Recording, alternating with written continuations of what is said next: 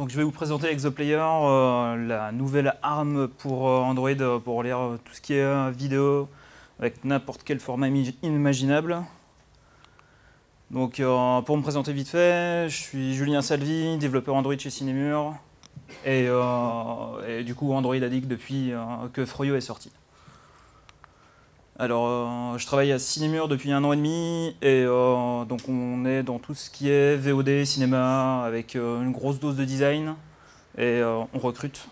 Donc si vous voulez venir, c'est open. Alors du coup Exoplayer, donc ça va être basé sur les parties de Media Player qui sont connues. Donc networking, extractement de la vidéo, toutes les notions de buffering et du coup les rendering pour avoir la vidéo, donc du coup vidéo et audio. Et donc c'est chiant à customiser, donc Google a introduit Exoplayer en 2014 à la Google I.O. C'est développé par Oliver Moonman qui tient aussi dans le développement de Playfilm et de YouTube. Donc Exoplayer est déjà utilisé sur YouTube, les Playfilm depuis facilement plus d'1 an et demi. Donc Exoplayer, c'est à la même structure à peu près que Media Player. Sauf que ça va vous faciliter la tâche sur tout ce qui est rendering pour audio et vidéo, en utilisant les API low-level que Android a introduit dans l'API 16. Donc ça va tout vous faciliter la tâche sur rendement avec si vous voulez faire du smooth streaming, si vous voulez faire afficher des sous-titres sur vos films. Et ça va vous prendre quelques lignes en code en plus pour l'initialiser et un peu plus de code si vous voulez le rendre compatible avec HLS ou Dash ou d'autres formats un peu moins trivial que le MP4. Et ce qui est cool, donc c'est open source et donc on peut le customiser assez facilement et on a un grand pouvoir sur le code pour implémenter nos propres features. Donc la petite nouveauté qu'on ne pouvait pas faire avec Media Player, c'est un support du streaming adaptatif. Donc on peut utiliser Dash, du smooth streaming ou de l'HLS en adaptatif. Donc petit rappel pour l'adaptatif, c'est un long fichier, ça peut être du XML et tout votre fichier est découpé en petits bouts de film, genre de 2 à 10 secondes, pour ensuite aller rapidement vers la partition que l'utilisateur a voulu avec le SIG sur le player. Donc on envoie le Dash à travers l'Exoplayer, c'est divisé en 2 parties. Donc on a le rendu vidéo et le rendu audio. Donc tout ça, après, Exoplayer communique avec les API low level. On ressort 2 sources, qui est la vidéo et l'audio, découpés en petits bouts de film. Ensuite, si votre réseau est bon, ça va aller vachement vite. Et par contre, comme c'est de l'adaptatif, la vidéo peut ressembler un peu à du couscous si le réseau est très très mauvais. Donc ce qui permet de ne pas avoir de long buffering et d'attendre 15 minutes une vidéo se charger. On peut avoir quand même la vidéo, mais en très basse qualité. Au contraire de l'audio, qui est, lui, a un taux fixe. Et il n'y a pas de variation sur l'audio, on a une qualité égale du début jusqu'à la fin.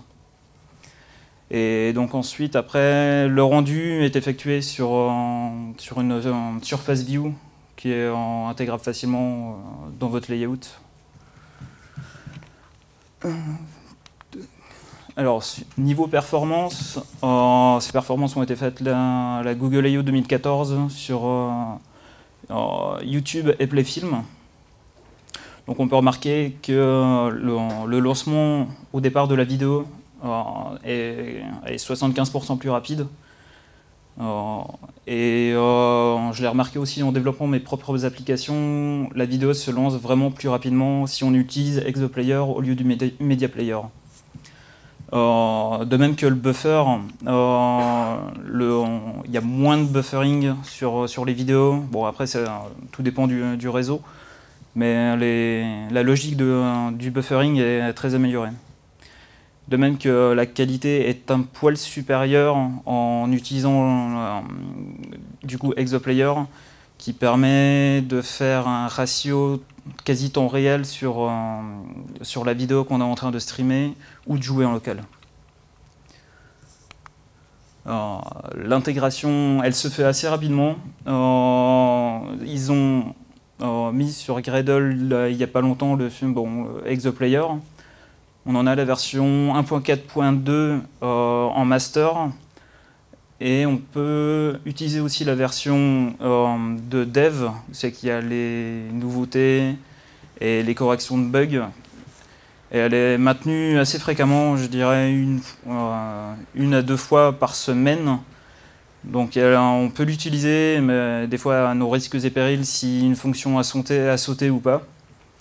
Donc vous avez le choix par Gradle ou sortir un jar avec Grelview ou inclure directement le module dans votre projet Android.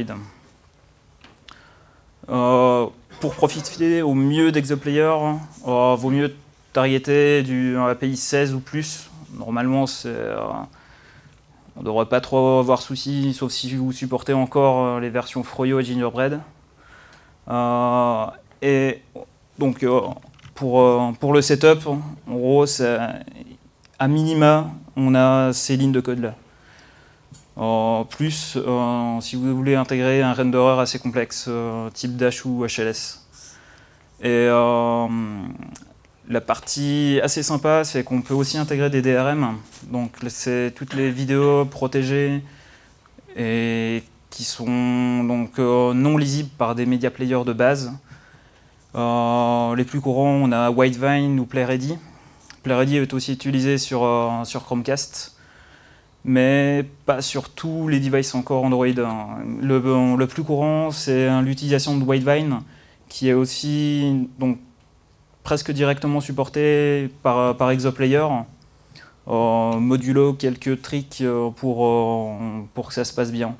On peut utiliser aussi ExpressPlay, mais je le déconseille, c'est pas du tout efficace. Et il y a un peu plus de code à faire, et le code est plus lourd si on veut l'intégrer avec Exoplayer. Donc, en résumé, Exoplayer, c'est on va dire le player de demain qui est aujourd'hui, avec tous les supports Dash et HLS, Smooth Streaming, Web Mobile, MP4. Il y a vraiment un nombre de formats assez important qu'on peut lire grâce à ce player. La customisation qu'on ne pouvait pas faire, ou alors il fallait repartir depuis zéro avec le Media Player. Donc là, ça nous permet de soit faire des renderers custom si on veut ajouter des petits effets waouh sur la vidéo, ou changer les formats d'évaluation sur l'adaptative streaming. Le support des DRM qui nous facilite la tâche si on veut intégrer des vidéos qui sont protégées. Et l'intégration des sous-titres qui se fait assez facilement aussi. Il suffit de balancer l'URL et c'est un des seuls parties UI qu'ils ont. On intègre ça dans un layout, on sort la track renderer, on lui dit lis mes sous-titres et ensuite on peut les styliser un peu, mais ils seront quand même sur la vidéo. Les contres, bon, API 16 et plus, c'est un moyen contre si on veut supporter les vieilles versions d'Android. Par contre, le code est assez lourd, c'est environ 16 000 lignes de code. Donc si on veut pas trop une app importante ou un peu lightweight, c'est pas trop ça. Bon, après il y a ProGuard, mais mais 16 000 lignes de code quand même. Par contre, tout ce qui est côté UI, donc voir les boutons play pause, le cycle play avancé de 10 secondes, tout ça, c'est à nous de le faire. On peut intégrer facilement les contrôleurs déjà faits d'Android, si on ne veut pas se casser la tête à faire de la UI custom. Mais si on veut faire les choses assez sympas en faisant du changement d'audio, de piste audio en direct sur le streaming adaptif, ou même mettre des sous-titres à la volée en français, en italien, en anglais. Tout ça, c'est à nous de le faire et ils fournissent quasiment rien. Et le petit contre aussi, c'est la détection du format. C'est à nous de dire quel format c'est pour lire la vidéo. Ils n'ont pas encore fait de petites features qui permettent de dire cette vidéo, c'est de l'HLS, c'est du MP4, c'est du Dash. Donc c'est on va dire le seul petit inconvénient. Donc vous pouvez trouver les sources et pas mal de documentation sur ces liens qui sont là. Et la vidéo de présentation que Oliver Moonman a fait en 2014, qui dure à peu près 10 minutes. Et bien sûr le code est open source avec une très belle démo à l'intérieur qui permet quasiment d'avoir un player fonctionnel avec pas mal de formats supportés. Donc, merci pour votre écoute et votre attention.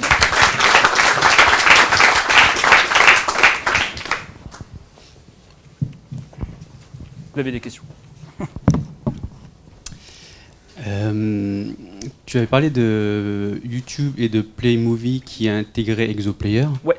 Est-ce que tu as d'autres références d'applications qui sont publiées, qui sont donc en production, qui utilisent Exoplayer? Ouais, Cinemur. Ouais, en gros, toutes les applis que j'ai développées donc, avec Ciné Loisirs. Ciné Loisirs, c'est en production et ça utilise Exoplayer. Et là, on vient de quasiment finir le développement de la plateforme VOD de la Fnac qui s'appelle Fnac Play. Et Exoplayer est utilisé dessus aussi.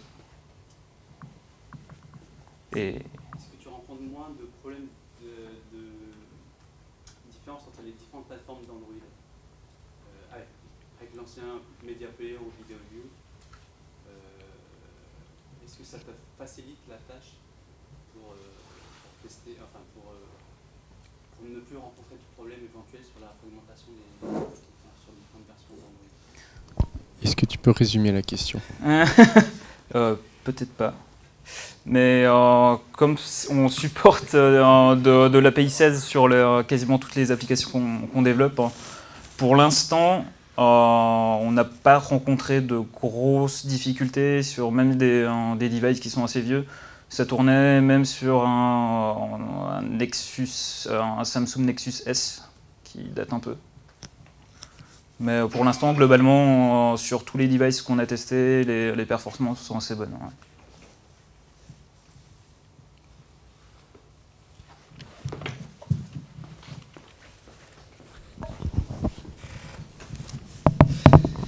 C'est juste pour être sûr que j'ai bien compris. Donc c'est une librairie externe. C'est pas, ça n'existe pas aussi directement dans le SDK dans les dernières versions d'Android. Non, elle est inclue en externe, oui. D'accord. Okay. Ouais, pour l'instant. J'espère qu'à terme, elle y sera disponible nativement.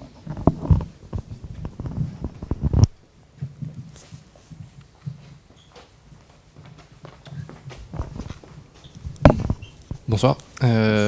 Supposons que j'ai une appli toute simple avec juste une liste de vidéos et juste une vue de détail après. Passer de Media Player à Exoplayer, tu penses que ça prendrait combien de temps? C'est de l'ordre de la semaine, du mois, du jour?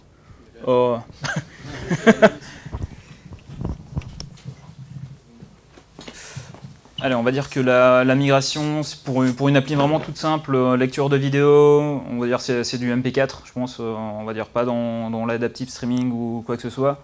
En 1 ou 2 jours, ça peut très bien se faire. L'exemple, la démo qui est fournie sur GitHub te permet vraiment d'intégrer Exoplayer très facilement. Au niveau taille, niveau taille, de mémoire, je crois que le jar faisait 400 à 500 kilooctets de mémoire et avec l'implémentation Gradle, du coup, c'est à peu près les mêmes choses, mais en utiliser ProGuard, c'est le bien.